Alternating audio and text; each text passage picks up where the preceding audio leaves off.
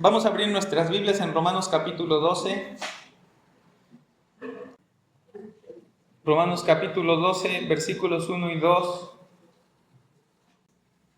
Vimos el domingo pasado acerca de ese sacrificio vivo que nosotros debemos presentar de nuestro cuerpo y de nuestros miembros a Dios, de una manera en la que a Él le sea agradable y de una manera en la que es congruente con esa profesión de fe que nosotros hacemos. ¿Qué es lo que quiere decir? Que sea nuestro culto racional. Es el paso lógico, es el paso subsecuente a hacer una profesión de fe, el entregar nuestro cuerpo en sacrificio vivo, santo, agradable a Dios. Algo que debemos hacer no porque esté en nuestro deseo y en nuestra voluntad, sino porque está en el deseo y en el corazón de Dios. Y Dios ha mostrado suficientes misericordias hacia nosotros de tal manera que no podemos corresponder de una manera parcial o de una manera limitada a esas misericordias de Dios, sino que debemos responder totalmente a sus misericordias entregando nuestro cuerpo. Entonces hoy vamos a ver la siguiente parte. Yo titulé a este mensaje, el del domingo pasado es ¿qué hago con este cuerpo? Y yo titulé el de hoy, ¿qué hago con esta mente? Vamos a leer Romanos 12, 1 y 2. Para hacerlo en reverencia a la palabra de Dios, le voy a pedir que por favor se ponga de pie.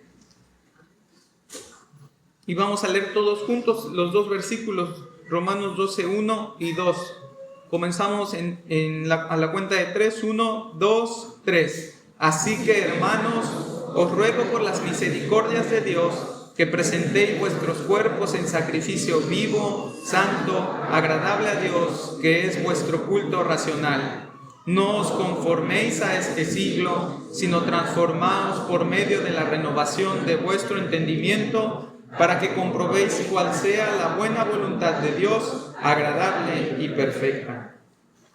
Padre, gracias por tu palabra y gracias porque continúas nutriendo nuestra alma a través de ella, porque todo alimento necesario, todo aliento necesario para nuestra vida y nuestra santidad emana de esta palabra que tú has dado a los hombres a través del Espíritu Santo, Señor, inspirando a santos tuyos a escribir las palabras que les fueron dadas por medio de ese Espíritu Santo.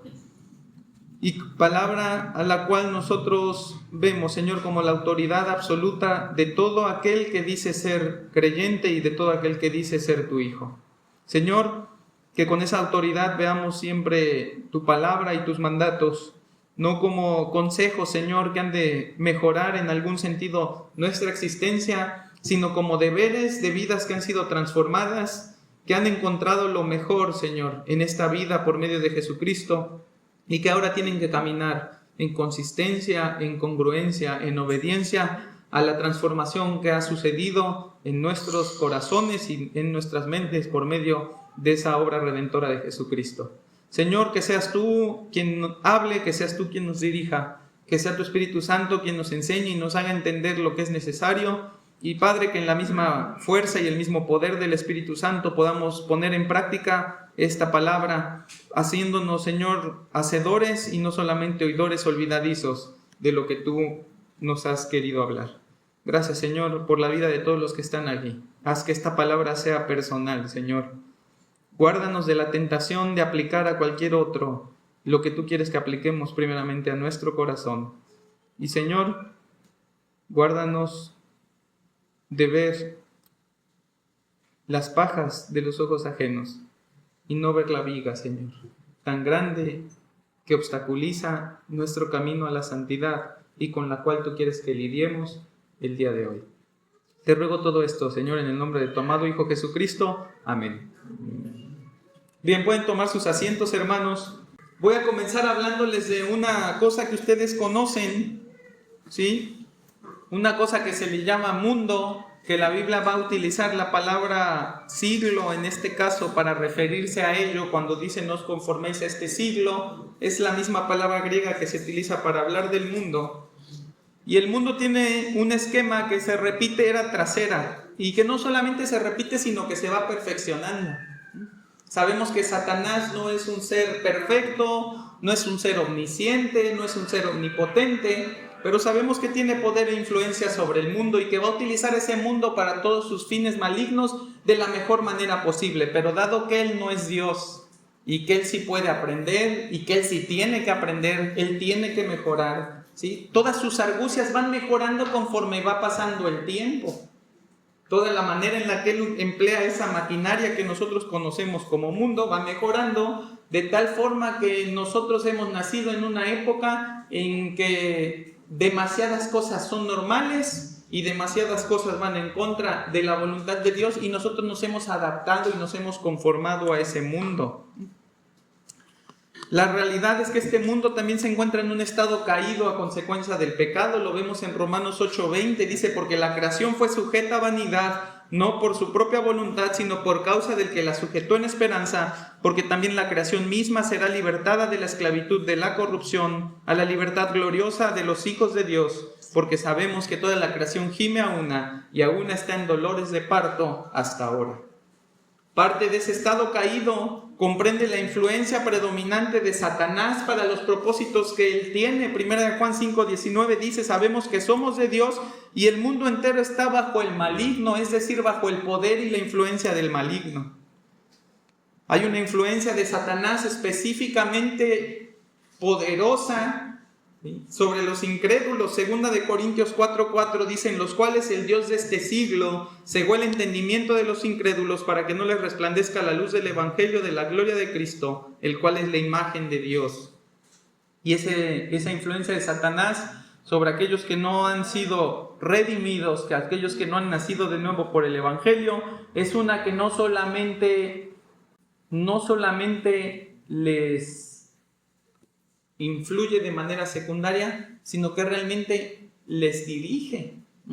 Fíjate, dice Efesios 2:2: en los cuales anduvisteis en otro tiempo, siguiendo la corriente de este mundo, conforme al príncipe de la potestad del aire, el espíritu que ahora opera en los hijos de desobediencia. Ese es el poder de Satanás sobre el incrédulo, el espíritu que opera sobre los hijos de desobediencia.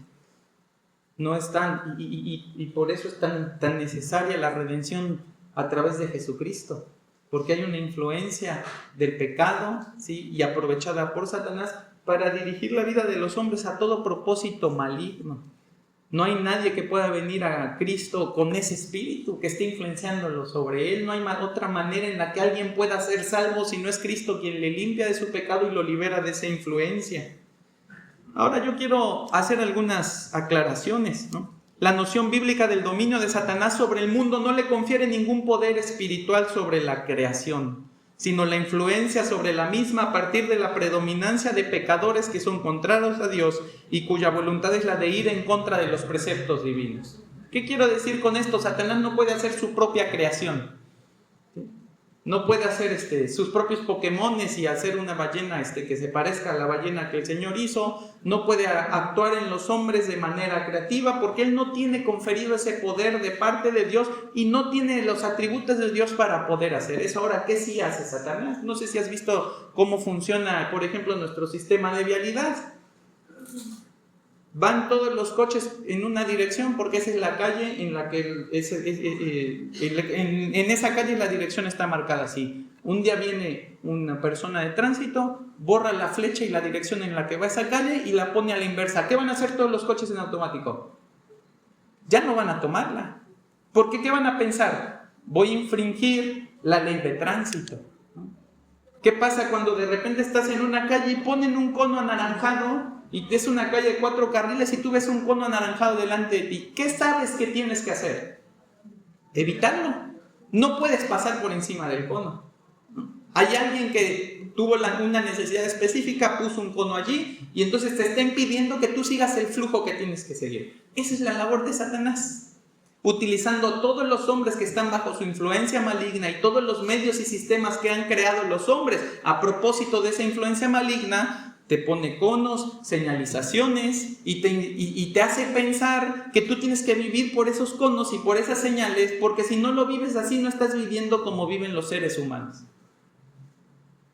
Y así es la influencia de Satanás. Te cambia direcciones, te prohíbe pasos, te manda por otro camino por el que no tendrías que pasar, ¿no?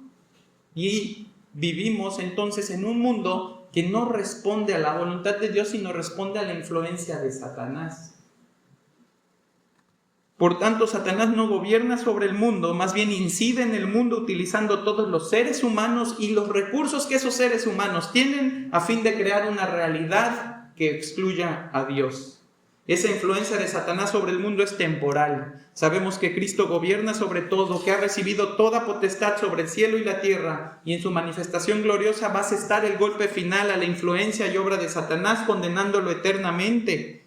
Dice Juan 12:31, respondió Jesús y dijo: no ha venido esta voz por causa mía, sino por causa de vosotros. Ahora es el juicio de este mundo, ahora el príncipe de este mundo será echado fuera.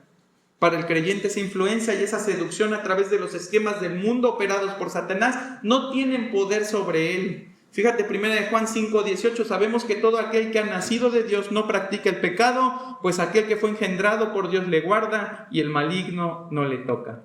Ahora, no tienen poder sobre él a menos que voluntariamente un creyente se entregue al mundo en vez de luchar contra él y sacrifique su cuerpo en el altar del mundo en vez de ofrecer su cuerpo en sacrificio a Dios. Y por eso Pablo nos insta en Romanos 12:2 a completar nuestra entrega a Dios a través de lo que hacemos con nuestra mente. Y vamos a ver hoy 4 acciones, ¿sí?, que nos pueden ayudar a consagrar nuestra mente a Dios y por lo tanto a completar esa obra de entregarnos en sacrificio vivo. Y la primera acción es rehusar. Dice la primera parte del versículo 2, no os conforméis a este siglo. La primera directriz de Pablo viene en sentido negativo. No se trata de un hacer, sino de un no hacer.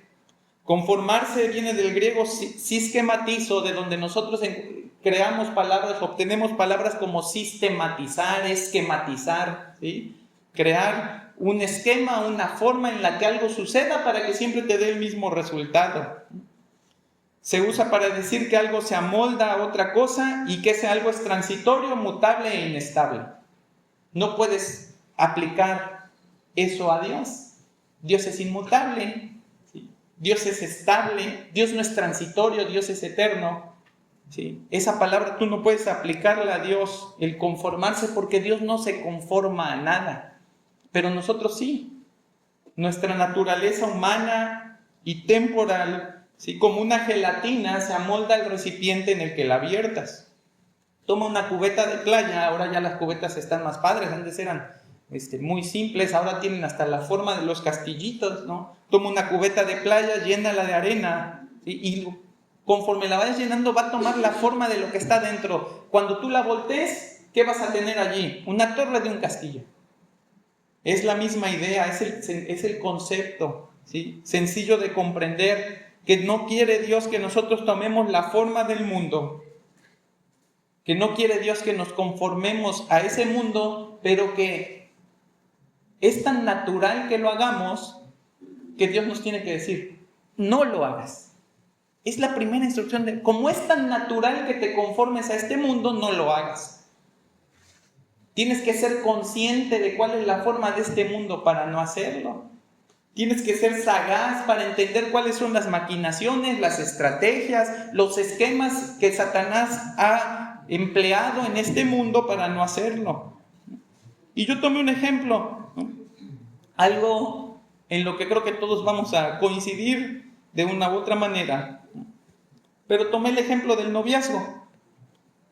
Creo que todos los que estamos aquí presentes de alguna manera u otra, ¿sí?, hemos vivido algún noviazgo. Algunos hemos pasado a través de él y llegado al matrimonio, otros lo han vivido y no lo han concretado en la unión matrimonial. Pero lo que quiero hacer evidente es que a menos que hayas recibido instrucción bíblica respecto al noviazgo, la manera en la que todos lo vivimos fue como el mundo nos lo enseñó. Todos vivimos nuestro noviazgo como el mundo nos enseñó que viven los novios. Y nadie lo cuestionó. Nadie dijo, ¿será que así es como se tiene que vivir una relación de noviazgo? No, es natural. Por eso dice Pablo, no te conformes, porque lo natural es que todos lo hagamos así. Fíjate, busqué con un investigador privado que se llama Google, cómo se define el matrimonio. Y fíjate lo que dice el matrimonio. El noviazgo es una relación voluntaria entre dos personas que se caracteriza por ser transitoria, no tener vínculo legal y permitir conocerse más. Ya empezó todo chueco, ¿a poco no? ¿Y quién no vivió un noviazgo así? Porque nosotros pensamos que de eso se trata el noviazgo. Porque el mundo nos dice que así es el noviazgo. Porque nos enseña de una u otra manera el noviazgo. Fíjate, sigue diciendo, es una etapa de transición entre ciclos de vida. No es un compromiso, es una etapa. Como la adolescencia, la juventud y la adultez. Algunas características del noviazgo son una interacción que se reconoce mutuamente, se expresa afecto, ya sea físico o sexual, se comparten actividades, intereses, ideales, valores y metas, se resuelven problemas y se toma tiempo para decidir si se quiere ser una pareja estable. ¿Cuántos consideran que esta es la idea de noviazgo que nosotros encontramos en la Biblia? ¿Nadie? Nadie. Pero porque conocemos la palabra de Dios, porque hemos sido instruidos en la palabra de Dios. Pero mientras no conocíamos la palabra de Dios, ¿cómo vivimos nuestro noviazgo? Pues como el mundo dice. Hay que dar regalitos, hay que salir a citas, hay que pasar tiempo solas, hay que conocernos más para ver si en algún momento nos queremos comprometer. ¿Qué es lo que enseña la Biblia respecto al noviazgo? El noviazgo es resultado ya del compromiso. De entrada hay un compromiso y una voluntad de casarse para establecer un vínculo relacional a través de un noviazgo. Entonces fíjate cómo todos hemos sido influenciados de una u otra manera por el mundo. Gloria a Dios por quienes no vivieron un noviazgo así. Pero la realidad es que para muchos el mundo hizo un gran trabajo convenciéndonos de que el noviazgo no solo es así, sino que necesitamos tener un noviazgo para ser personas completas. Necesito experimentar el noviazgo porque si no, no sé de qué se trata. No puedo tomar decisiones. No soy libre si no tengo un noviazgo. ¿Cuánto daño ha causado al mundo vidas vividas bajo estos principios? ¿Cuántas vidas lastimadas, hijos no deseados que no son criados en amor, asesinatos en el vientre de la madre que se llaman abortos para que la gente no se vea afectada en su conciencia? Vidas de desenfreno que no en pocas ocasiones terminan con enfermedades severas y hasta la muerte por conflictos, suicidios y celos irracionales. Pero es hermoso el noviazgo, ¿no? Es precioso. Se disfruta, es lo que el mundo te dice. Tienes que vivirlo, tienes que experimentarlo. Mira qué gran maquinaria ha puesto en marcha Satanás para acabar con la vida de tantas personas que mueren sin Cristo gracias a una cosa que aparentemente es inofensiva y que al mundo le puso el nombre de noviazgo. ¿Cuántas veces habías pensado que el noviazgo es una estrategia de Satanás para condenar y condenar almas, para terminar con vidas? ¿Cuántas veces no vemos en las noticias gente que se mató por una relación? Gente que le quitó la vida a otra persona por una relación, y no solamente de noviazgo, de adulterio, de fornicación. ¿Cuántas veces no lo vemos? Y Satanás ahí está, puso la trampa, preparó todo, ¿sí? Aprovechó todos los recursos, todas las personas, todas las ideologías, ¿sí? Aprovechó el internet, aprovechó las escuelas. ¿Y qué hizo? Te dijo, tienes que vivir eso. Y ahí va, como ratoncito en jaula 1. A vivirlo. ¿Por qué? Porque es la vida, es lo que hace el mundo. Todos lo hacen porque yo no lo voy a hacer. Y hermano, no te preocupes de pasarlo de generación en generación. No necesitas enseñárselo a tu hijo, el mundo lo va a hacer y nada le va a estorbar. Lo verá en las películas infantiles, esas películas de Disney que son clasificación A y parecen inofensivas, pero ¿qué les va a enseñar? Que si te atrae a alguien, que si te enamoras de alguien, tienes que hacer hasta lo imposible para establecer una relación afectiva con esa persona. ¿En qué termina? Pues quién sabe. Si termina en matrimonio, qué bueno, pero si no, pues ¿cómo ibas a saber? ¿A poco no? ¿Cómo ibas a saber? Hay que probar a ver si hay química y ahí te va envolviendo. Lo va a ver en películas infantiles, lo va a escuchar en videos de YouTube o Netflix, y no necesitan tener 13, 14, 15 años, lo están viendo desde pequeños. Incluso verán allí que una relación de noviazgo puede darse entre personas del mismo sexo, y eso es algo que debe ser aceptado y tolerado para ser un buen ciudadano de este mundo.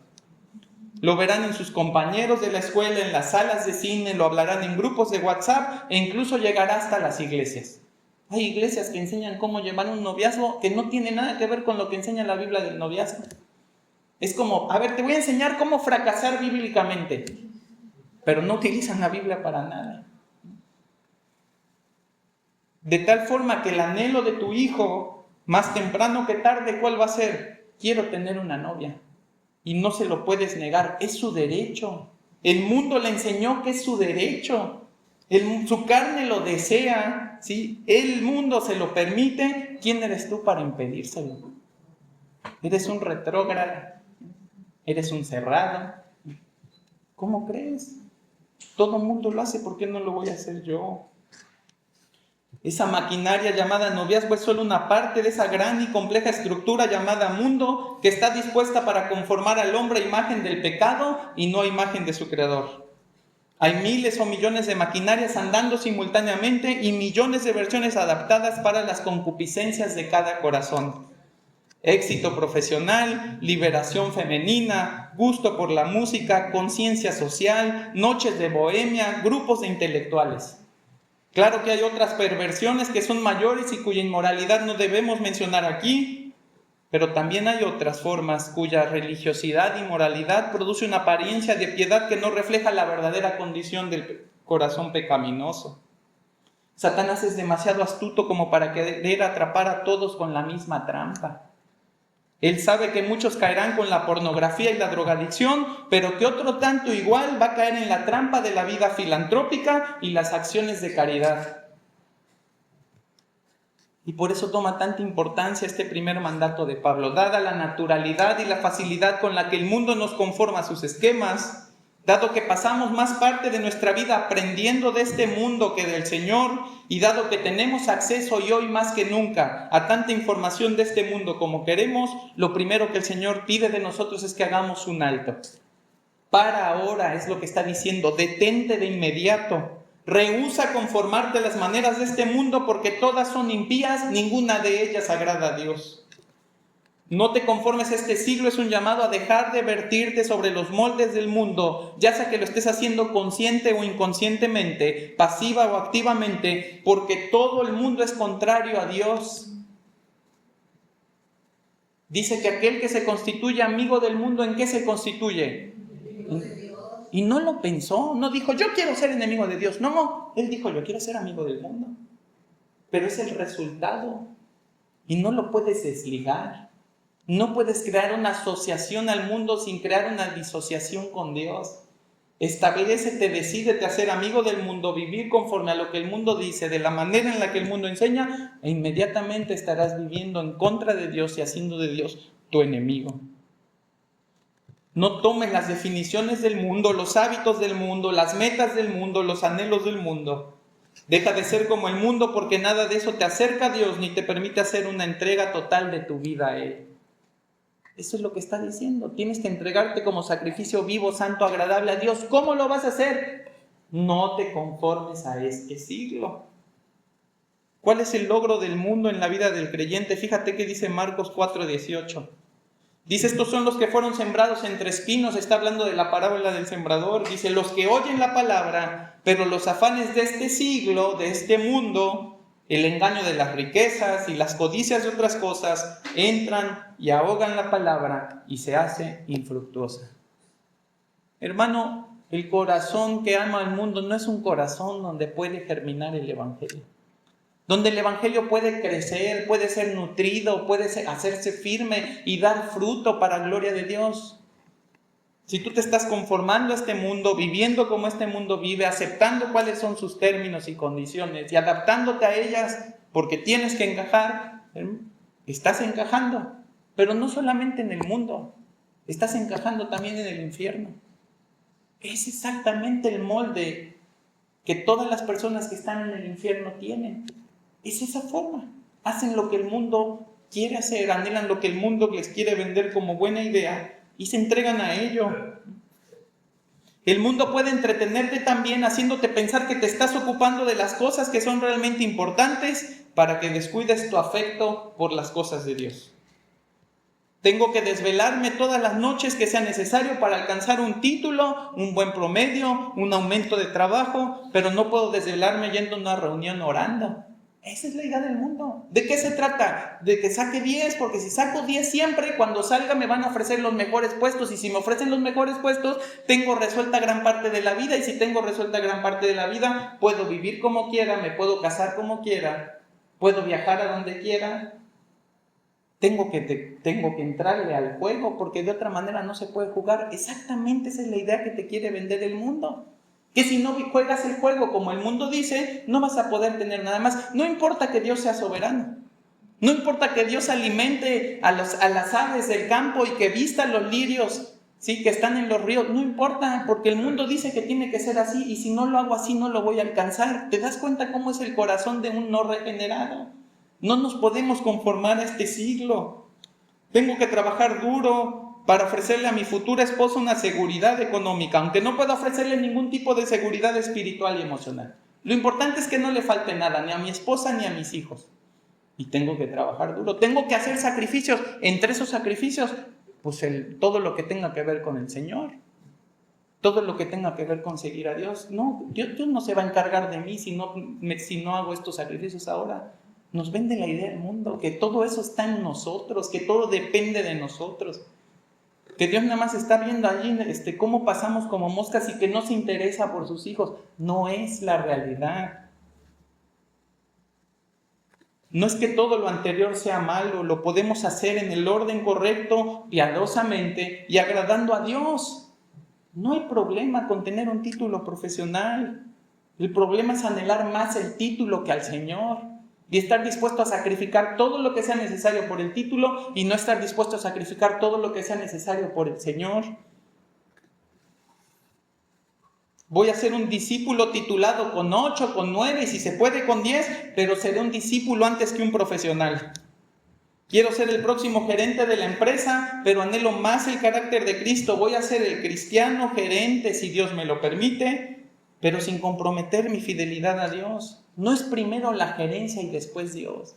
No es primero el aumento y después Dios. ¿Cuántas veces así tomamos las decisiones? Primero lo que me soluciona lo terrenal, después lo que me soluciona lo celestial. Y preguntaba a nuestro hermano en el tiempo de preguntas, ¿cómo sabemos que estamos abusando de la gracia? Precisamente así. Porque como sé que Dios es bueno, Dios es misericordioso, Dios me lo va a perdonar todo, pues entonces hago todo lo que quiero, después el Señor me lo perdonará. Después el Señor me lo enderezará, pero mientras yo hice todo lo que quería. Ese es el abuso a la gracia, ese es perseverar en el pecado. Es decir, Señor, voy a cometer todos los errores necesarios para tener la vida que quiero y después te los endoso. Ahí después me los va a perdonar Cristo. Eso es abusar de la gracia, eso es actuar con dolo. Es actuar con ventaja, con alevosía, queriendo aprovechar la gracia de Dios para lo que Dios no dispuso su gracia. Dios te dice, busca primeramente las cosas de arriba y todo lo demás, ¿cómo va a venir? Por añadidura. Pero nosotros vamos por la añadidura primero. Queremos asegurarnos la añadidura y que nos dure lo suficiente para retirarnos felices y ya después le damos al Señor lo que queremos. Ya después venimos al Señor con lo que nos quedó de vida, lo que nos quedó de tiempo, lo que nos quedó de mente, lo que nos quedó de estómago, de tantas enfermedades que sufrimos, ¿no? Y ya venimos al Señor a entregarle las miserias de una vida que pudimos haber vivido para Él desde que Él nos llamó, desde que Él nos redimió. Quiero tener una esposa y una familia que no carezca de nada, pero anhelo más que no les falte nunca el consejo de la palabra y el temor de Dios. Así que seré un sacerdote que trabaja arduamente para llevar alimento espiritual y material a mi hogar. El Señor no quiere extraernos de este mundo. El Señor quiere que nosotros influenciemos al mundo porque ya el mundo tiene una influencia que es muy poderosa. ¿Quién lo va a influenciar hacia algo más? ¿Quién le va a enseñar al mundo que no es la única forma de vivir? ¿Quién le va a mostrar que hay un Dios soberano en el cual se puede confiar y que aunque no hagas todas las cosas como el mundo dice, ese Dios te va a sostener, ese Dios te va a respaldar, ese Dios te va a sustentar y vas a poder hacerles ver que Dios es el verdadero soberano del mundo? Que su camino no es el camino para tener una buena vida aquí, pero no es el camino para la eternidad. No conformarse a este siglo no significa que nos aislemos de este mundo para nunca más tener contacto con Él. El Señor no nos quiere aislar del mundo, sino que vivamos en este mundo influenciándolo. Ten una profesión, haz negocios, consigue un aumento, construye un patrimonio, pero hazlo todo para ponerlo al servicio de Dios y de su reino. No para construirte tu propio reino terrenal a costa de tu relación con Dios. Hazlo todo como medio para extender el Evangelio y cumplir tu gran comisión. no para hacerte de un estilo de vida que no es congruente con tu llamado como creyente. Fíjate la parábola de Lucas 16, dijo también a sus discípulos, había un hombre rico que tenía un mayordomo y este fue acusado ante él como disipador de sus bienes. Entonces le llamó y le dijo, ¿qué es esto que oigo acerca de ti? Da cuenta de tu mayordomía porque ya no podrás más ser mayordomo. Entonces el mayordomo dijo para sí, ¿qué haré? Porque mi amo me quita la mayordomía. Cavar no puedo, mendigar me da vergüenza. Ya sé lo que haré para que cuando se me quite la mayordomía me reciban en sus casas. Y llamando a cada uno de sus deudores de su amo, le dijo al primero, ¿cuánto le debes a mi amo? Él le dijo 100 barriles de aceite y le dijo, toma tu cuenta, siéntate pronto y escribe 50. Después dijo a otro, ¿y tú cuánto debes? Y él dijo, 100 medidas de trigo. Él le dijo, toma tu cuenta y escribe 80. Y alabó el amo al mayordomo malo por haber hecho sagazmente, porque los hijos de este siglo son más sagaces en el trato con sus semejantes que los hijos de luz. En esta parábola, Dios no es el Señor, ¿sí? El mayordomo no es un creyente, es un ejemplo terrenal, un mayordomo malo con un amo malo. Pero el amo malo reconoce que su mayordomo malo fue sagaz, fue inteligente, porque aún habiendo hecho mal, ¿sí?, resolvió las cosas que tenía que resolver para no quedar desamparado, ¿sí?, cuando le fuera quitada a él la mayordomía que le había sido entregada.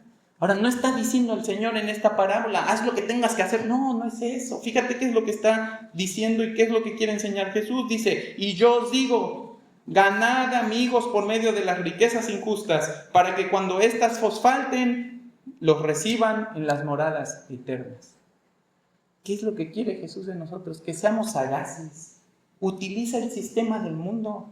Juégalo, pero no juégalo como un esclavo de él. Juégalo como uno que ya aprendió a dominar ese sistema, que es esclavo de Cristo, que tiene a Dios como Señor, que sus parámetros y sus principios son celestiales y son conforme a la Escritura. ¿Para qué? Para que aprovechando todo ese esquema, ganes almas para Cristo. Ganes personas para el Evangelio, extiendas el reino de Dios. ¿Dónde vamos a extender el Evangelio? ¿En estas 4 paredes? No, es allá.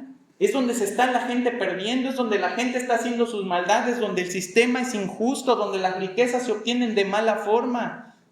Cualquier riqueza ya es obtenida de mala forma, no importa si es un negocio lícito, la están obteniendo de una manera en la que quieren complacerse a ellos y no agradar a Dios. Cualquier riqueza fuera de aquí es injusta. ¿Qué está diciendo el Señor? Aprovecha, ¿sí? Utiliza esas riquezas injustas, ¿sí?, y úsalas para hacer amigos a través de la predicación del Evangelio, a través de ganarles para el Evangelio, para que cuando estés en la eternidad te reciban en las moradas eternas. ¿Qué hombre queremos ser? Ese hombre que utiliza este mundo y este sistema para provecho del Evangelio y extensión del Evangelio, o el hombre de Lucas 12 que dijo que ya llenó sus graneros, ¿sí?, ya tiene la vida resuelta. ¿Y qué le dice Dios en Lucas 12:20? Dice, pero Dios le dijo, necio, esta noche vienen a pedirte tu alma y lo que has provisto, ¿de quién será? Así es el que hace para sí tesoro y no es rico para con Dios. Fíjate qué es lo que Dios te está diciendo, es ser rico para conmigo, utiliza las riquezas del mundo para los propósitos eternos. Así que la primera orden de Pablo es, no te conformes al mundo, rehúsalo. Todo está hecho para que termines como uno más de ellos, excepto que tú has sido redimido por Cristo y el Espíritu Santo mora en ti. No termines como los que no están en Cristo. La primera acción es rehusar el conformarnos a este mundo. La siguiente acción es reformar. Fíjate qué dice ahí. No os conforméis a este siglo, sino transformaos. Transformaos del griego metamorfo. No solamente significa transformarse en algo distinto. ¿No? Nosotros pensamos en metamorfosis y lo primero que nos viene a la mente pues es la oruga, ¿verdad?, que se convierte en una mariposa. Implica una transformación en algo más completo, pero ojo, que esta palabra no se usa para cambios internos sino externos. Cuando tú hablas de metamorfo es una transformación que es visible. No estamos hablando del corazón regenerado sino de la vida transformada. No estamos hablando del interior que el Espíritu Santo regeneró, sino del exterior que se va regenerando continuamente a través de la obra del Espíritu Santo en nosotros y que tiene una manifestación exterior. Esta es la misma palabra utilizada en los evangelios para comunicar que Cristo se transfiguró. Es esa palabra, metamorfo. Un cambio visible en su apariencia exterior que refleja su condición interior. Para el creyente, la transformación no significa exhibir su propia divinidad sobrenatural, porque no tenemos ninguna, ¿sí?, sino exhibir las excelencias de Cristo en nuestra propia vida. Esa es la transformación, esa es la metamorfosis. Que el cambio que Cristo ya hizo dentro de mí, cuando es obrado, ¿sí?, cuando soy entregado en sacrificio vivo, santo, agradable a Dios, y voluntariamente busco la transformación en congruencia a la palabra de Dios y en obediencia a la palabra de Dios, ¿sí?, todo lo que sucedió adentro se va a manifestar por fuera. Además de los evangelios, esta palabra se utiliza solo en Romanos 12:2, que ya lo leímos, y Corintios. Fíjate, Corintios 3:18. Perdón, 2 Corintios 3:18. Dice, por tanto, nosotros todos, mirando a cara descubierta, como en un espejo, la gloria del Señor, somos transformados de gloria en gloria en la misma imagen. Esa es la metamorfosis. Esa es la transformación. Ser transformados exteriormente a imagen ¿de quién? De Cristo. Que se vea el Evangelio en nuestras vidas. No solamente que lo pueda ver el Señor en nuestro corazón, sino que lo puedan ver las demás personas. La petición de Pablo es que activamente rehuses conformarte al mundo y activamente reformes tu apariencia exterior para hacerla congruente con la transformación que el Espíritu Santo obró en ti por medio de la regeneración. No te hagas como ellos, hazte como Cristo. Que cuando el mundo te vea, no vea uno más de ellos, que el mundo vea y vea a uno como Cristo. Y sí, te van a ver raro. Si a Cristo lo vieron raro en su tiempo, era extraño para todos ellos, la manera en la que vivía, la manera en la que actuaba, la manera en la que hablaba, era raro. Y luego nosotros queremos vivir el cristianismo sin ser raros. No pienses en la rareza, piensa en Cristo. Y Cristo es una de las rarezas más preciosas que ha tenido la tierra. Es la rareza más preciosa que ha tenido la tierra. Yo quiero ser así de raro.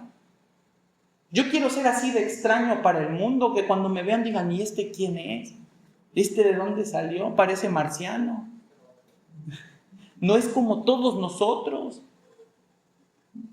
Es como alguien que no conocemos. Sí, ese es Cristo. Se manifiesta exteriormente lo que Cristo ha hecho interiormente. Pablo nos dice entonces que rehusemos conformarnos a este mundo, que nos reformemos, que nos transformemos, que tomemos la forma exterior de Jesucristo, porque la interior ya fue obrada por el Espíritu Santo. No, Dios no necesita tu ayuda en tu corazón, Él ya lo transformó por medio de la obra de la regeneración. Él necesita tu cooperación en la transformación exterior. Lo que decíamos el domingo pasado, la santificación es sinérgica. El Señor me ayuda, el Señor me auxilia a través del Espíritu Santo, pero yo también coopero a través de poner mis miembros en sacrificio, no para servir al pecado, sino para servir a Dios como instrumentos de justicia. Y luego viene la tercera acción, que es renovar. Dice, transformaos por medio de la renovación de vuestro entendimiento. La metamorfosis de nuestro hombre exterior solo puede conseguirse a través de una renovación interior de nuestra mente. La renovación, del griego anakainosis, nos habla de un cambio completo para bien. Es decir, no se trata de hacer cualquier cambio, ¿no? Muchas veces nos pasa así a nosotros, que queremos renovar la cocina y quedó peor que como estaba, ¿no? Y ya ni modo, ya nos acabamos el presupuesto, ¿no? Esa no es la renovación de la que habla la Escritura, es una renovación que cuando concluye terminó mejor que como estaba. La renovación no significa reparación. No dice repara tu entendimiento, no es como que hay partes de tu entendimiento que están bien y hay partes que están mal y hay que echarles ahí sellador, ¿no? Hay que echarles el ácido para que no le salga más salitre, la reparé y ya se ve igual que todo lo demás. No es reparación, nuestro pensamiento, nuestra mente no necesita reparación, necesita ser hecha de nuevo, necesita ser derrumbada y construida nuevamente. La intención no es trabajar en ciertas áreas de nuestro pensamiento para hacerlos más pertinentes al Evangelio. Renovar implica un cambio total o completo, es construir nuevamente nuestro pensamiento, y el pensamiento es el que alberga la facultad de percibir las cosas. Cuando hablamos de una mente regenerada, no hablamos de una mente que ya fue cambiada por completo, sino de una que fue habilitada para percibir las realidades espirituales que constituyen la vida del creyente. Esa es una mente regenerada.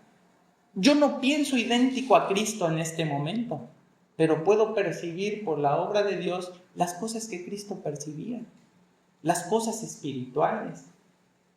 Veo la palabra, veo el Evangelio y no me parece locura, ¿no? Me parece palabra viva, palabra eficaz, palabra necesaria para mi vida. A partir de esa regeneración, ¿sí?, se conduce al cuerpo y a la voluntad a actuar en consistencia con esas verdades. Fíjate, Romanos 7:25. Gracias doy a Dios por Jesucristo Señor nuestro. Así que yo mismo con la mente sirvo a la ley de Dios, mas con la carne a la ley del pecado. Esa es la regeneración de la mente, que ahora puedo servir con la mente, ¿sí?, a la ley de Dios, a las ordenanzas de Dios, a la voluntad de Dios.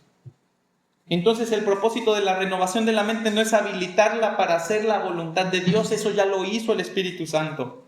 La renovación es la adquisición de todos esos principios y verdades divinas que reemplazan las formas del mundo, a fin de que en la práctica y la vida diaria no decidamos como lo hace el mundo, no percibamos como percibe el mundo, ¿sí?, no procesemos la información como la procesa el mundo, sino que lo hagamos como Cristo lo hizo. Fíjate, Efesios 4:17 dice esto: pues digo y requiero en el Señor que ya no andéis como los otros gentiles que andan en la vanidad de su mente, teniendo el entendimiento entenebrecido, ajenos a la vida de Dios por la ignorancia que en ellos hay, por la dureza de su corazón. Y después va a decir todo lo que hicieron: se entregaron a lascivia, a cometer toda clase de impureza. Y fíjate, el 20 dice: mas vosotros no habéis aprendido así de Cristo. Si en verdad le habéis oído y habéis sido por él enseñados conforme a la verdad que está en Jesús, en cuanto a la malpasada manera de vivir, despojados del viejo hombre, que está viciado conforme a los deseos engañosos, y renovaos en el espíritu de vuestra mente, y vestíos el nuevo hombre, creado según Dios en la justicia y santidad de la verdad. Destruye. Tienes que destruir para renovar, tienes que tumbar, pero ¿sabes qué? No tienes tú la capacidad de destruir. No tienes tú el poder de destruir esa mentalidad que te ha construido el mundo, esa forma de observar, de racionalizar, de procesar la información como te la ha enseñado el mundo. Tiene que ser la palabra de Dios. Por eso insistimos tanto en el altar familiar, en el altar matrimonial, en ese tiempo de comunión con Dios, porque es mandar, ¿sí?, trabajadores todos los días a la obra de destrucción de nuestra mente para que nuestra mente pueda ser renovada. Algo tiene que pegar allí que sea lo suficientemente fuerte para que se caiga, porque los cimientos son duros, son grandes. Queremos, como los escapes de Alcatraz, renovar nuestra mente raspándole con una cucharita ahí a que se caiga el cimiento. No, tiene que ser la palabra de Dios. Y por eso cuando estábamos en el tiempo de pregunta les decía: no preguntes para que otro escuche, pregunta para ti. Porque tú eres el que necesita que ese pensamiento sea renovado, tú eres el que necesita que venga esa bola gigante que no sé cómo se llama la máquina, pero que le pega un golpe a la estructura que de una se cae. Eso es lo que necesitamos todos los días. Y esa es la obra de Dios que necesitamos todos los días. Fíjate qué interesante frase: renovaos en el espíritu de vuestra mente. Ya tienes una mente regenerada, ahora renueva tu mente para que pienses como Cristo y decidas como Cristo. Fíjate, Tito 1:15, ¿cómo es esa mente renovada? Todas las cosas son puras para los puros, mas para los corrompidos e incrédulos nada les es puro, pues hasta su mente, y su conciencia están corrompidas. ¿Cómo sabes que se está renovando tu mente? Porque puedes empezar a tener un pensamiento que sea limpio.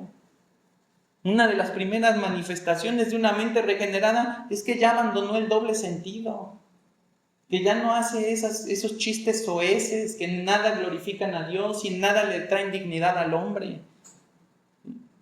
Ya no los entiende así de rápido, porque su mente ya se está rehaciendo. Ya no está familiarizado con esas cosas que no son agradables a Dios. Así comienza uno a renovarse su mente, y eso lo va cambiando todo. Tenemos familias aquí que han decidido hacer homeschool. ¿Por qué? Pues porque la escuela es una de los... es llevar a tu hijo al esquema de construcción más rápido de esquemas equivocados de vida. Ahí le van a enseñar, sí, vas a ver un chorro, pero le van a enseñar un chorro de cosas que no necesita saber y que no le van a ayudar a su fe, que no le van a ayudar al conocimiento de Cristo. Si tú tienes que llevar a tu hijo a una escuela secular, pues la expectativa es que al menos en casa lleguen a clases particulares de piedad, que haya una comunicación transparente para decir qué te enseñaron de sexualidad, qué te enseñaron de los valores del ser humano, qué te enseñaron de integridad, qué viste que hicieron tus compañeros cuando sucedió tal cosa, de tal manera que tú le enseñes los principios de la Escritura y digas, a ver, este ladrillo no es, vamos a tumbar eso porque eso no está bien y vamos a poner el fundamento que sí está bien.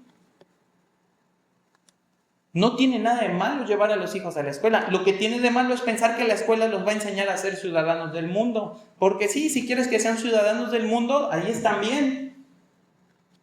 Pero si quieres que sean ciudadanos del cielo, ahí no están bien. Ahí no les van a enseñar eso. ¿Quién se los va a enseñar? ¿Quién les va a enseñar contra, yo creo que son 35 horas, 40 horas, 35, 30, 35 horas las que pasa un niño en la escuela. Tienen una hora de escuela dominical allí.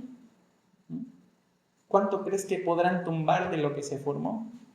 ¿Cuánto crees que podrán construir de lo nuevo, de lo que enseña la palabra de Dios? No estoy diciéndoles vayan y todos saquen a sus hijos de la escuela. No, estoy diciendo toma tu rol, toma tu responsabilidad y haz la obra que tienes que hacer en tus hijos. Enséñales el camino del Señor, enséñales a temer a Dios, de tal manera que cuando les enseñen algo en la escuela, tu hijo ya vaya con su palita y con su piquito y empieza a discernir. Y dice, no, esto que me está diciendo el maestro no es así, ya él solito empieza, ¿no? De a poquito, pero él solito empieza.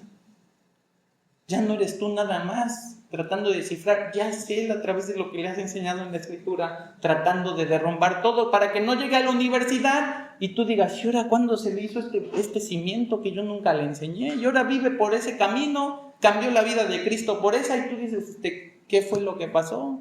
Y la escuela es un ejemplo. La realidad es que pasa en cualquier lado, con cualquier persona, puede ser un tío, puede ser un primo, puede ser en el trabajo, donde sea. Una mente renovada es una que camina hacia la pureza, que no piensa y se deleita pecaminosamente en sus deseos y anhelos, que busca agradar a Dios primeramente por la manera en la que percibo y proceso las cosas y como consecuencia de ello, entonces le agrado a Dios por la forma en la que pongo en acción mi cuerpo. El sacrificio vivo, santo y agradable a Dios, del que hablamos el domingo pasado, tiene que pasar forzosamente por el proceso de renovación de nuestra mente, porque uno no puede ofrecer un sacrificio grato a Dios si su origen, es decir, su motivación, no es grata a Dios. Es como, ya traje el cordero perfecto, porque tengo que ofrecer sacrificio. No tiene ningún defecto, es de 1 año, ya está limpio, está perfecto. Era el de mi vecino, se lo robé, ¿no? Y aquí está, mira, Señor, es como tú lo quieres. Sí, pero se lo robaste. Es lo mismo lo que queremos hacer con nuestras vidas. Traigo el sacrificio perfecto, pero con la mente toda podrida, con el entendimiento entenebrecido, no por las razones correctas. Queremos quedar bien con Dios haciendo todo mal, pensando todo mal, ideando todo mal. Y fíjate, hermano, ya vimos que necesitamos una metamorfosis que transforme exteriormente nuestra vida, ¿sí? Ya vimos que dice transformaos y que esa metamorfosis requiere de una renovación de nuestra mente. No puedes transformarte si no cambias primero la mente. No puedes hacer algo distinto si no cambias primero tu pensamiento. El pensamiento, ¿sí?, que alberga la voluntad, pues le dice al cuerpo qué hacer. ¿Cómo sucede eso? Regresa conmigo a 2 Corintios 3. Pablo va a estar hablando allí de su respaldo ministerial, pero la manera en la que Pablo lo explica es bellísima, es increíble la manera en la que Pablo explica por qué él es un verdadero ministro de Dios. Y fíjate cómo dice 2 Corintios 3. ¿Comenzamos otra vez a recomendarnos a nosotros mismos o tenemos necesidad, como algunos, de cartas de recomendación para vosotros o de recomendación de vosotros? Y fíjate qué dice: nuestras cartas sois vosotros, escritas en nuestros corazones, conocidas y leídas por todos los hombres. Y uno puede decir, ya se puso romántico Pablo, ¿no? Sacó ahí los mejores versos, ¿no? Pero pues no es así. No, fíjate cómo el Espíritu Santo lo va llevando a desarrollar esa idea y a profundizarla cada vez más. Dice, siendo manifiesto que sois carta de Cristo expedida por nosotros, escrita no con tinta, sino con el Espíritu del Dios vivo, no en tablas de piedra, sino en tablas de carne del corazón. Fíjate qué está diciendo Pablo. ¿Cuál es la evidencia de que yo soy un verdadero ministro de Jesucristo? ¿Cuál es? Era pregunta. Sus vidas. Ustedes son cartas abiertas. Ustedes son cartas que los hombres leen. No necesito que me mande ahí una recomendación a Apolos y otra a Tito para que digan, este sí es ministro. Vean sus vidas. Vean cuál ha sido el efecto del evangelio en ustedes. Esa es mi carta de recomendación. Porque si yo hablara cualquier otro evangelio, ustedes no hubieran sido transformados como lo han sido. Pero si predico el evangelio de Jesucristo, sus vidas tienen que cambiar. Nadie se puede quedar como está escuchando el evangelio de Jesucristo. Fíjate qué dice el versículo 4, dice, y tal confianza tenemos mediante Cristo para con Dios, no que seamos competentes por nosotros mismos para pensar algo como de nosotros mismos, sino que nuestra competencia proviene de Dios, el cual asimismo nos hizo ministros competentes de un nuevo pacto, no de la letra, sino del Espíritu, porque la letra mata, mas el Espíritu vivifica. Pablo está hablando de sus competencias, pero simultáneamente está hablando de las competencias de todos los que a todos los que les ha predicado. ¿Cuál es la competencia de todos los que les ha predicado? No es que hayan ellos algo por sí mismos, ¿sí? Su competencia viene de Dios, que los hizo, ¿qué? En Cristo, cartas que pueden ser leídas por los hombres. Y entonces, siendo cartas leídas por los hombres, son ministros competentes de un nuevo pacto. ¿Qué significa ministros competentes? Nuestra competencia como ministros del Evangelio no es un diploma o un certificado que dice que podemos predicar el Evangelio fielmente. La competencia en la que se fijan los hombres es, vive lo que predica. Esa es la competencia. La competencia es que podemos predicar un Evangelio que podemos vivir por la obra de Dios, que podemos exhibir, que puede ser público y manifiesto a todos los hombres por lo que Dios está haciendo en nosotros. Que estamos siendo transformados, que no solamente en el interior, sino en el exterior, siendo transformados a imagen de Cristo. Eso es ser competente. ¿De qué serviría que viniera aquí alguien con todo el denuedo y con toda la elocuencia a predicar un evangelio que no vive? ¿De qué sería? ¿Qué competencia tendría? ¿Es apto para predicar el evangelio si no vive nada de lo que enseña? No tiene ninguna aptitud. No es competente en ningún sentido. Puede hablar un chorro. ¿A poco no hablábamos nosotros en la escuela y que nos decían, tienes que exponer tal cosa? No entendí nada, pero leía lo que decía la diapositiva, la lámina, o me lo aprendía de memoria y me sentía experto. Así nos pasa a nosotros con la vida cristiana. Nos aprendemos la lámina, nos aprendemos la diapositiva, no vivimos nada, pero nos sentimos expertos. Somos incompetentes. Hablamos de lo que sabemos, pero no hablamos de lo que vivimos. ¿Cuántas veces nos hemos visto desilusionados por una consulta con un médico que nos da los mejores consejos para cuidar tu salud, ¿sí? Para tener una buena calidad de vida, pero tú lo ves y está peor que tú? ¿Cuánta confianza le puedes poner a sus palabras? Oye, para cuidarte tienes que hacer tal y tal, pero tú lo ves y no puede ni levantarse de la silla. Se la pasa tosiendo porque ha fumado toda su vida y tú dices, pues no, me voy a buscar un doctor que sí vea que le hace caso a sus palabras y que tiene salud, de tal manera que yo lo puedo escuchar y puedo encontrar salud. ¿Cuánto puedes confiar cuando alguien te da los mejores consejos de vida, pero lo ves viviendo en el desastre? Es que tú tienes que hacer esto en tu matrimonio y tú ves el suyo y dices, pues hazlo tú primero, ¿no? ¿Qué tanto escucharás a alguien que te dice cómo guiar tu hogar en sujeción? Cómo llevar tu hogar a Dios, cómo tener tu hogar en orden, pero ves que su hogar se cae a pedazos por todas partes. Vas a decir, como dice, médico, cúrate a ti mismo, ¿no? No eres competente. No eres un ministro competente del nuevo pacto. ¿Por qué? Porque te sabes el Evangelio, proclamas el Evangelio, pero no lo vives. No has sido transformado, no manifiestas exteriormente esa gloria que Cristo ha puesto en ti, porque Él mora en ti, porque Él está en ti, porque el Espíritu Santo está en ti, y las haces visibles para los hombres.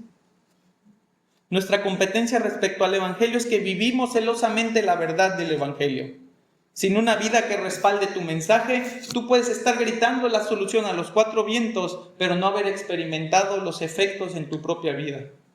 De tal forma que el Evangelio y el ministerio de vida no han sido grabados en piedra, sino en corazones de todos los creyentes que por su metamorfosis exhiben exteriormente el mensaje que ha sido grabado en su interior. Fíjate, 2 Corintios 3:7, seguimos, dice, y el ministerio de muerte grabado con letras de piedra, y si el ministerio de muerte grabado con letras de piedra fue con gloria, tanto que los hijos de Israel no pudieron fijar la vista en el rostro de Moisés a causa de la gloria de su rostro, la cual había de perecer. Está diciendo, si esa que era la ley fue gloriosa y Moisés se tenía que poner un velo porque reflejaba exteriormente la ley que había recibido, tenía la manifestación de Dios, de esa comunión que tuvo con Dios cuando estuvo recibiendo la ley, de tal forma que los hombres la podían ver. ¿Y qué hacía él? Se ponía un velo. Dice el versículo 8, ¿cómo no será más bien con gloria el ministerio del Espíritu? ¿Cómo no se ha de manifestar el Evangelio a través del Espíritu Santo en tu vida con gloria? Porque si el ministerio de condenación fue con gloria, mucho más abundará en gloria el ministerio de justificación. Porque aún lo que fue glorioso no es glorioso en este respecto en comparación con la gloria más eminente. Porque si lo que perece tuvo gloria, mucho más glorioso será lo que permanece. Si la ley tuvo gloria, mucho más gloriosa será la gracia que permanece. Dice el 12, así que teniendo tal esperanza usamos de mucha franqueza, y no como Moisés, que ponía un velo sobre su rostro para que los hijos de Israel no fijaran la vista en el fin de aquello que había de ser abolido, es decir, que no se fijaran en la ley, pero el entendimiento de ellos se embotó, porque hasta el día de hoy, cuando leen el antiguo pacto, les queda el mismo velo no descubierto, el cual por Cristo es quitado. Y ahí viene la transformación, y aún hasta el día de hoy, cuando se lea a Moisés, el velo está puesto sobre el corazón de ellos, pero cuando se conviertan al Señor, el velo se quitará, porque el Señor es el Espíritu, y donde está el Espíritu del Señor, allí hay libertad. Por tanto nosotros, y ahora entiende entonces qué quiere decir, nosotros todos, mirando a cara descubierta, no tenemos velo, ¿sí? Como en un espejo la gloria del Señor. ¿Por qué como en un espejo? ¿Por qué ¿Qué ve uno en un espejo? A uno mismo. ¿Qué es lo que está diciendo Pablo allí? Que cuando ustedes se ven al espejo, ¿qué ven en ustedes? La gloria del Señor, la metamorfosis, el cambio. Ven el reflejo de Cristo en ustedes. Dice, mirando como en un espejo la gloria del Señor, somos metamorfosis de gloria en gloria en la misma imagen como por el Espíritu del Señor. Exhibimos exteriormente la gloria de Cristo por medio de vidas que viven conforme al Evangelio. No hay de otra. No hay cristianos que no puedan, que puedan vivir de otra manera. No hay cristianos que no tengan que llegar a ese punto. Un cristiano se debe de poder ver por cómo vive, no por lo que dice. Un cristiano se puede ver por cómo piensa y cómo responde a lo que el mundo habla. No piensa igual que ellos, no procesa la información igual que ellos, no da las mismas respuestas. ¿Por qué? Porque Cristo está en él. Porque todo lo que hace refleja a Cristo, porque si ya fue regenerado en el interior, no puede ocultar. ¿Qué dice Mateo de una luz? Uno no puede ocultar una luz bajo un almud. ¿Por qué? Porque esa luz es demasiado grande, es la gloria de Cristo. Si no tienes esa luz, no tienes a Cristo. No es saber, le tengo que rascar para que salga, no. No es premio de lotería. Si Cristo está en ti, si tú has puesto tu confianza en Jesucristo y has nacido de nuevo, esa luz va a salir. Dios se va a encargar de que en algún momento salga, de que en alguna abertura se empiece a mostrar y que después empiece a mostrarse en todas las partes de tu vida, en todas las áreas de tu vida, en todos los miembros de tu cuerpo. Eso es lo que Pablo está diciendo. Transfórmate por medio de la renovación de tu entendimiento, que cambia tu mente para que todo lo que tiene que ser visible sea visible. Pero si después de cambiar y cambiar y cambiar no sale luz, necesitas a Cristo. Esa es la realidad. No necesitas más cambio, no necesitas más transformación, no necesitas rascar más duro ni construir otra mente. Necesitas a Cristo. Porque no ha habido un cambio dentro de ti que pueda externar la luz del Evangelio, la luz de Cristo, la gloria de Cristo, de tal forma que los hombres lo puedan ver. Entonces, hermano, la urgencia de Pablo es que todos, absolutamente todos, puedan ver en tu vida el efecto del Evangelio de inmediato. Que la gloria de Cristo que mora en tu interior sea tan visible como te alcance la vida en tu exterior. De forma que la gente vea tanta gloria que ya no te vea a ti, sino a Cristo. Que ya no te escucha a ti, sino a Cristo. Que ya no te imite a ti, sino a Cristo. ¿A quién te recuerda? Sean imitadores de mí como quién. Como yo de Cristo. Pablo no estaba siendo orgulloso. Pablo no estaba diciendo, miren cómo soy yo. No, yo soy el number one, síganme a mí. No, está diciendo, Dios ha hecho su obra también en mí, que se ve Cristo. Que se manifiesta Cristo, que se exterioriza Cristo de tal forma que yo puedo decir confiadamente para gloria de Dios, imítenme a mí, porque yo imito a Cristo. Imítenme a mí, porque mi mayor anhelo, mi mayor temor, mi mayor afecto está en Cristo. Nunca vamos a alcanzar la imagen de Cristo perfecta en nuestra vida exterior, en todas nuestras acciones y decisiones, si no comenzamos teniendo por basura el mundo y renovando nuestra mente con la verdad de la palabra, que es la única mezcla, el único material que podemos usar para construir una mentalidad y pensamiento como el de Cristo. Solo hasta ese momento podrás discernir con claridad y certeza la voluntad de Dios. Solo hasta ese momento. Y era por eso que te decía, ahí te voy a responder la pregunta. Porque no solamente vas a poder rehusar conformarte al mundo, no solamente vas a reformar tu vida viviendo esa metamorfosis, no solamente vas a renovar tu mente, sino que además vas a poder reconocer. Esa es la cuarta acción. La única manera de asegurarse de que estás haciendo la voluntad de Dios es teniendo la capacidad de pensar y procesar las cosas con la mente que le agrada a Dios. Por eso dice, comprobando lo que es agradable al Señor. Hermano, que seas cristiano, que te profeses cristiano, no significa que conoces con absoluta certeza la voluntad de Dios y que puedes hacer en cualquier cosa la voluntad de Dios y que si te echas la oración santificadora, cualquier cosa que hagas va a ser la voluntad de Dios. La palabra utilizada allí es dokimazo, que quiere decir comprobar o corroborar algo para aceptarlo. ¿Has visto cuando llevas al banco los billetes y les pasan un plumón para ver si es real o no es real? Esa es la idea detrás de esa palabra. La palabra emplea la raíz dokimos, que era un término que se utilizaba para referirse a las personas comerciantes que salvaguardaban el valor del dinero. ¿Qué pasaba con el dinero anteriormente? Antes no había un banco, ¿no? Antes no había una casa emisora de monedas o de papel, ¿sí? Antes cada quien hacía sus monedas. Tomaban el metal precioso, el que era comúnmente usado entre todos, y hacían sus monedas, y estos dokimos, ¿sí?, eran hombres comerciantes de renombre, reconocidos, porque ellos sabían diferenciar una moneda verdadera y una falsa. Los que hacían las monedas, ¿sí?, como eran monedas que no tenían un estándar, ¿sí?, pues de repente decían, pues esta como que si le quito metal aquí, y las empezaban a recortar, las empezaban a raspar, y decían, pues se ve casi del mismo tamaño que la otra, pero no tenía la misma cantidad de metal. Pensando que ese metal pudiera ser oro, plata, cobre, no valía lo mismo la moneda. Y ese poquito que rescatabas allí se lo echabas a otra. Y así te ibas recortando y recortando monedas hasta que de repente tus monedas no valían igual que las de las personas honestas y tenías más monedas porque les quitabas metal. ¿Qué hacían los dokimos? Los dokimos eran comerciantes tan expertos, tan hábiles, que cuando recibían una moneda sabían si la habían recortado. Ya sabían lo que pesaba y de qué tamaño era una moneda original, una moneda real con el valor completo, y las que no, y decían, no, esta no es, ¿no? Y la gente entonces cuando iba a hacer transacciones iba con ellos a comprobar, dokimazo, ¿sí? Si la moneda que estaban por utilizar o por recibir era una moneda que tenía todo el valor de la moneda real.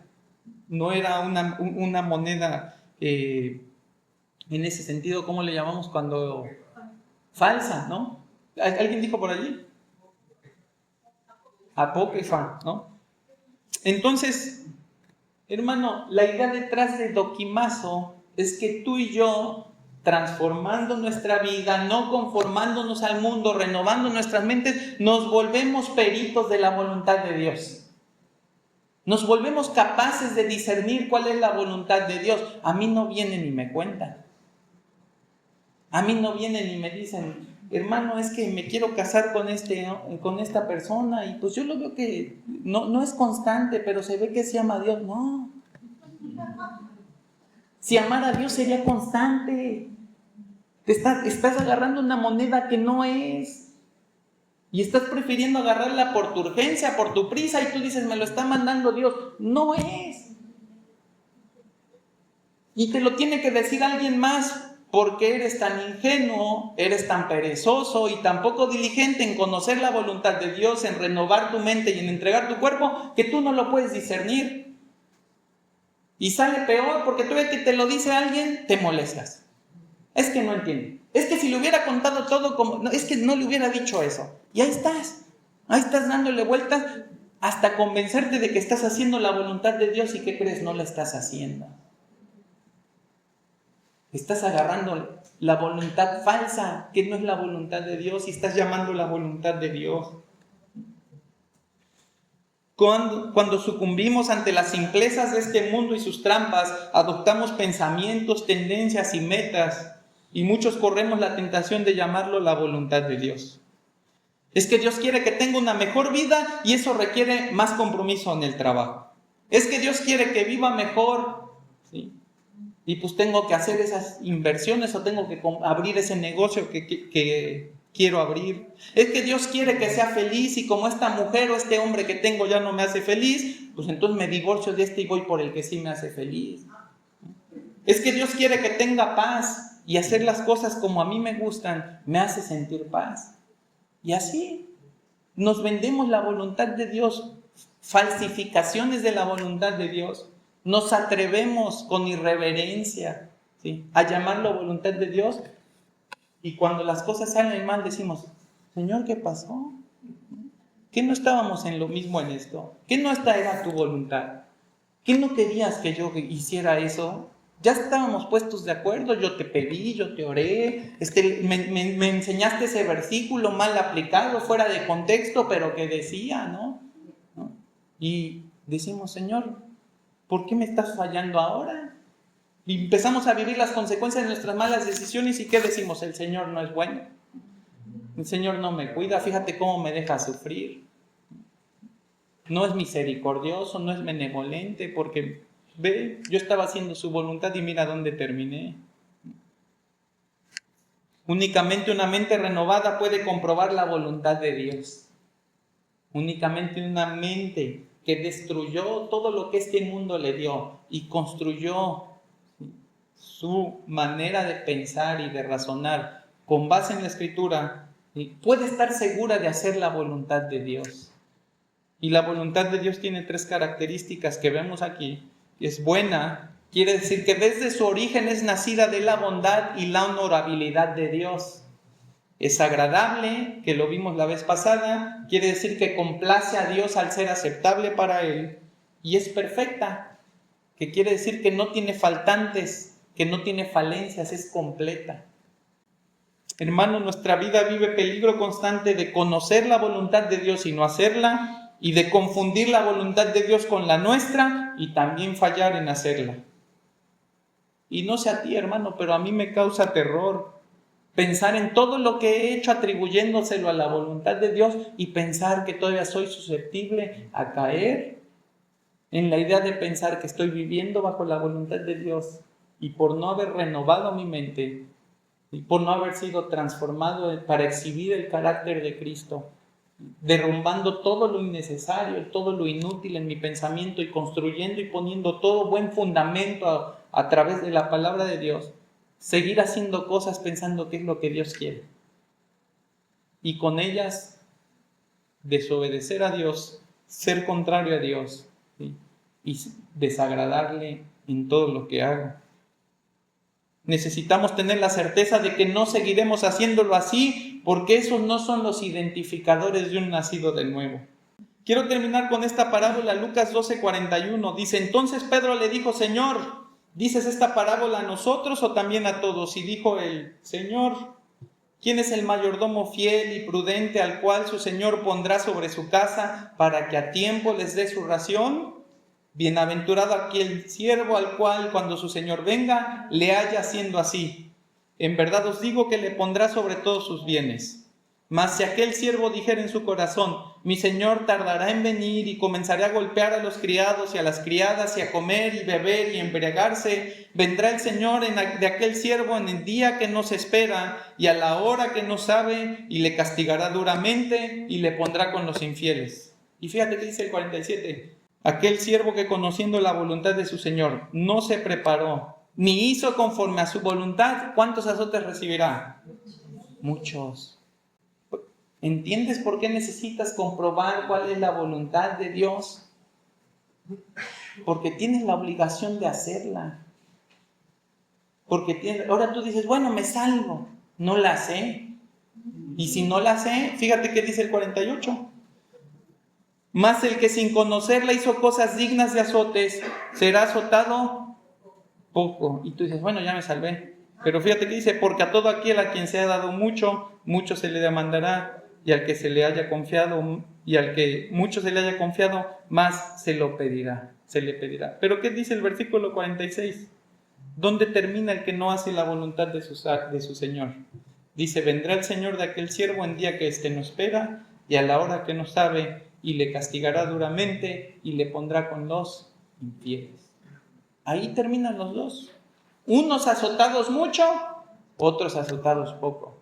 Pero ahí terminan los dos. Son igual de infieles. Uno sabía mucho y no lo hizo, otro nunca cambió su mente, nunca renovó su mente, nunca pudo comprobar cuál era la buena voluntad de Dios, ¿sí? ¿Y dónde terminó? Con los mismos infieles. Porque no hizo lo que el Señor demandaba de él, porque el Señor tenía una voluntad específica y él que decidió hacer con esa voluntad lo que quiso. Decidió utilizar todos los recursos, todos los bienes de su amo para darse gusto, maltratando gente, comiendo, bebiendo. Hizo lo que quiso, no era la voluntad de su amo. Hay un castigo para él. Hay un castigo para ella. Hermano, quiero ser ese mayordomo fiel y prudente, que hace la voluntad del Señor, que su Señor lo llama bienaventurado y lo pone sobre sus bienes porque se ha ganado su confianza. No quiero ser el siervo traicionero que conociendo la voluntad de su Señor se toma licencias para maltratar a su prójimo, que usa los bienes del Señor para tener placeres de este mundo. Porque ese siervo no es siervo de Dios, es siervo de sí mismo. No se deleita viviendo la voluntad de Dios buena, agradable y perfecta. Se deleita en vivir su voluntad mala, inaceptable y llena de imperfecciones. Nuestro Señor está cerca. Su regreso es inminente, nadie lo duda, el tiempo de su regreso es una incógnita, nadie lo conoce, pero cuando Él venga, ¿cómo te va a hallar? ¿Fiel y prudente o desleal y temerario? ¿Encontrará un siervo al que colmará de bendiciones y le pondrá sobre más? ¿O encontrará un impío y rebelde que todo el tiempo se pensó siervo del Altísimo, pero que su vida no reflejó la gloria de Cristo en él?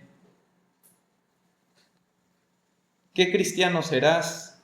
¿Serás el cristiano que se niega a este mundo, que se transforma en la imagen de Cristo, mostrando el brillo del Evangelio en su exterior, por medio de sus obras, y lo hace renovando su mente y comprobando atinadamente cuál es la voluntad de Dios para vivir en ella?